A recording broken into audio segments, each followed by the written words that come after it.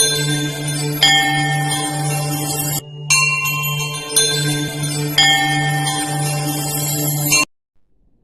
ஜெய் ஸ்ரீ சுதர்சனா. இன்னைக்கு நம்ம பார்க்க போறது திருக்கொச்சி நம்பிகள்ன்ற மகானை பத்தினது. பூவிருந்த வள்ளின்னு பேரு.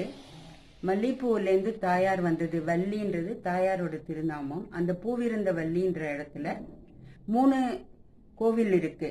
கோவில் மலை பெருமாள் கோவில்னு ஸ்ரீரங்கம் பெருமாளும் திருவேங்கடமுடையானும் காஞ்சிபுரம் வரதராஜரும் அந்த திருக்கொச்சி நம்பிகளுக்கு காட்சி கொடுத்த இடம்.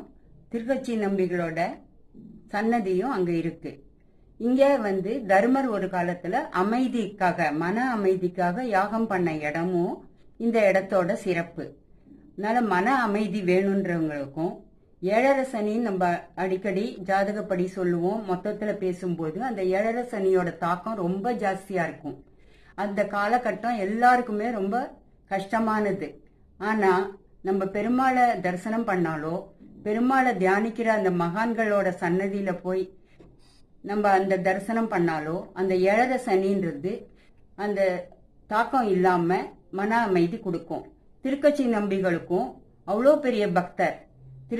காஞ்சிபுரம் வரதராஜரோட தினமும் பேசுறவர். அப்படிப்பட்டவருக்கு கூட 7.5 சனி காலம் வரும்போது 7.5 நாழிகை மட்டும் இருக்கும் சொல்லும் போது, அந்த சமயத்துல ஒரு தீராத பழி அதுல சிறைவாசம் பட்டு அவர் ரொம்ப கஷ்டப்பட்டு பெருமாளையே தியானிச்சுன்றதுனால அந்த 7.5 நாழிகையை சிறிது நேரத்துல அதை முடிக்கிறபடி ஆச்சு.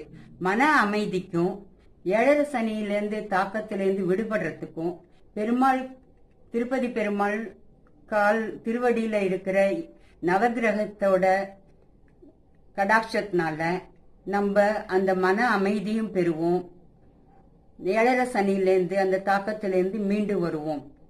பூவிருந்தவல்லியில 3 சன்னதியும் தரிசனம் பண்ணி அந்த மகானோட சன்னதிக்கும் நம்ம போய் அமைதியாக தரிசனம் பண்ணோம்னா மன அமைதி கிடைக்கும். ஜெய ஜெய் ஸ்ரீ சுதர்சனா.